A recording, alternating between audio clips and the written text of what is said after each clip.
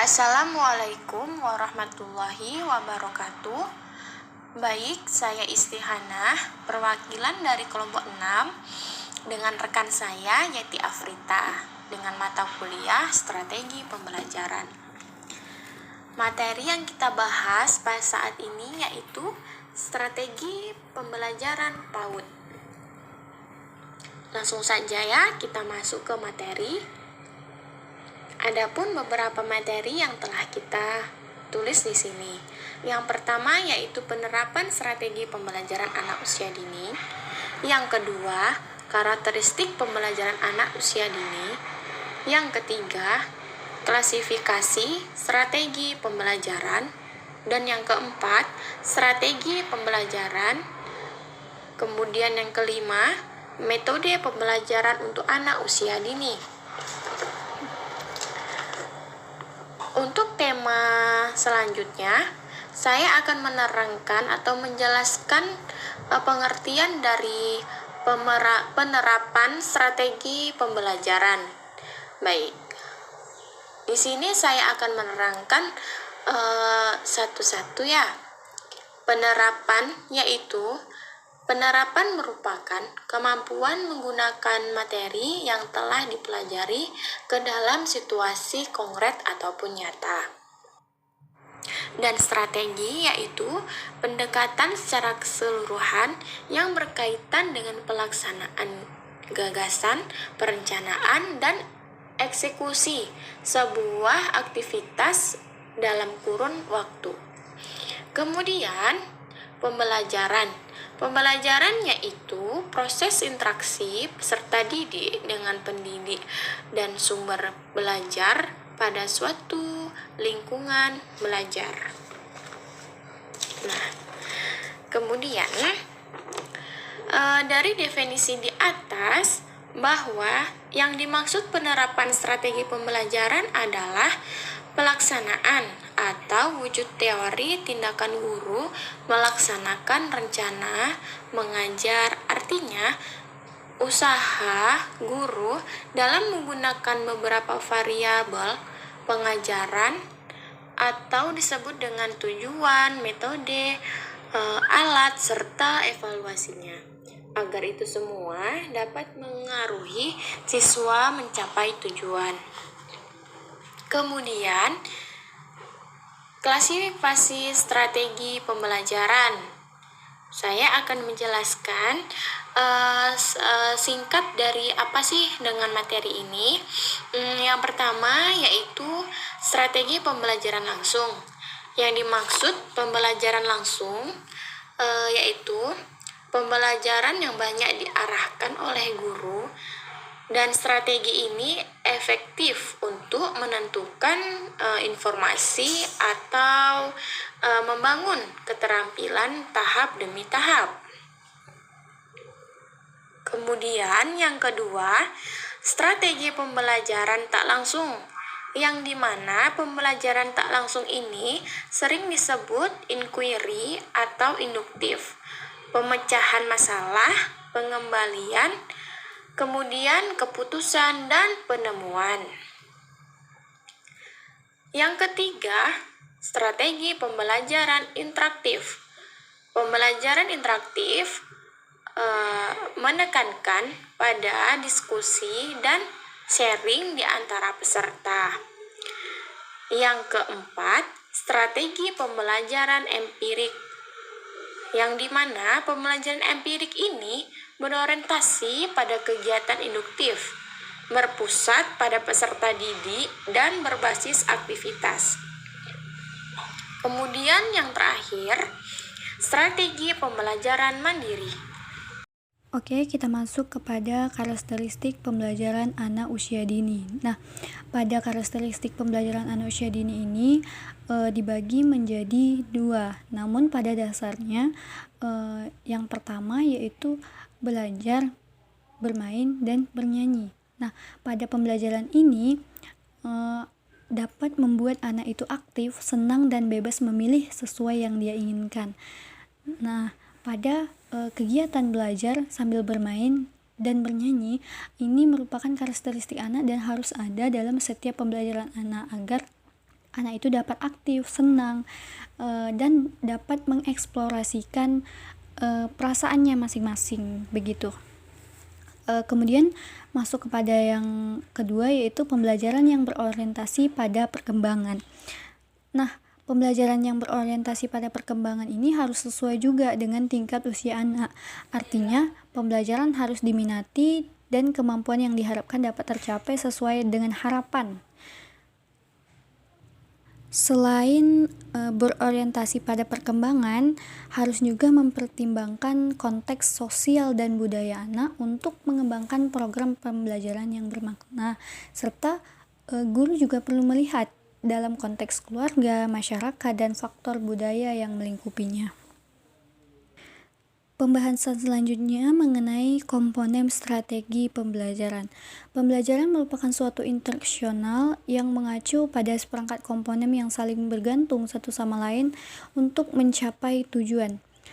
Di sini ada beberapa komponen nih dalam strategi pembelajaran, seperti guru, peserta didik, tujuan, bahan pelajaran, kegiatan pembelajaran, metode, kemudian alat, sumber pelajaran, evaluasi, situasi atau lingkungan. Nah, semua ini harus ada pada komponen strategi pembelajaran agar pembelajaran itu dapat berlangsung secara efektif begitu. Kemudian metodologi pembelajaran anak usia dini. Ada beberapa metodologi pembelajaran yang digunakan untuk proses pembelajaran anak usia dini. Nah, hal ini sangat umum untuk digunakan. Yang pertama yaitu metode bermain. Menurut ahli psikologis dan pendidik mengatakan bahwa bermain merupakan pekerjaan masa anak-anak dan cermin pertumbuhan anak. Kemudian bermain merupakan suatu kegiatan yang dilakukan dengan atau tanpa menggunakan alat. Kemudian menghasilkan pengertian atau memberikan informasi, memberikan kesenangan maupun mengembangkan imajinasi pada anak.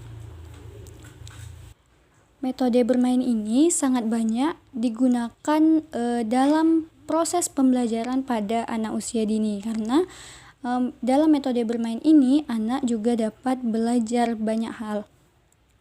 Kemudian metode selanjutnya yaitu metode karya wisata. Bagi anak usia dini, karya wisata berarti memperoleh kesempatan untuk mengobservasi, memperoleh informasi, atau mengkaji segala sesuatu yang berlangsung. Berkarya wisata memberikan makna penting bagi perkembangan anak karena dapat mengembangkan minat pada suatu hal, memperluas perolehan informasi, juga akan memperkaya lingkungan program kegiatan belajar.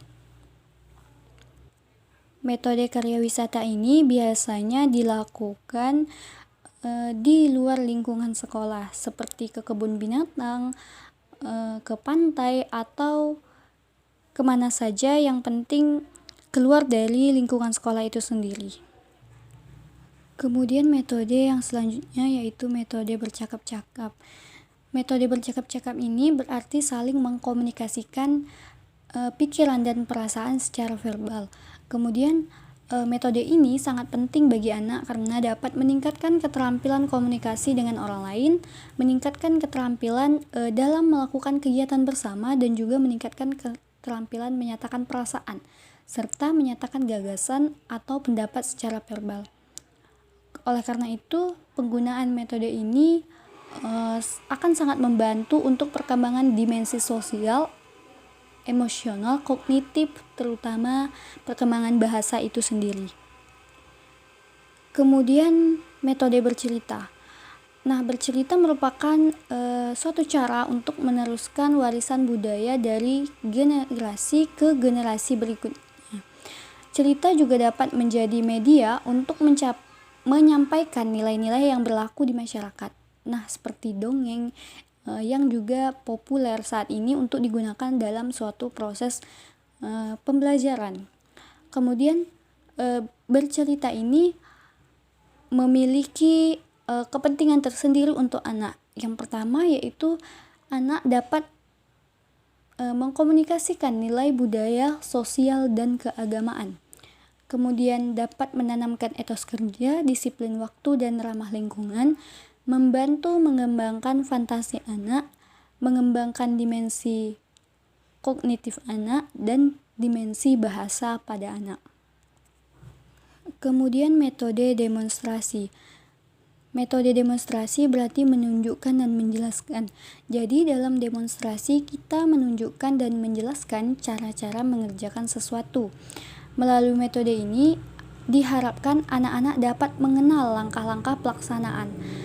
Kemudian metode ini sangat penting karena dapat memperlibatkan secara konkret apa yang dilakukan oleh guru dan anak, kemudian dapat mengkomunikasikan gagasan, konsep, prinsip, dan peragaan, kemudian membantu mengembangkan kemampuan mengamati secara teliti dan cermat, mengembangkan kemampuan untuk melakukan segala pekerjaan dengan tepat, kemudian membantu mengembangkan kemampuan peniruan dan pengenalan secara tepat. Kemudian metode proyek.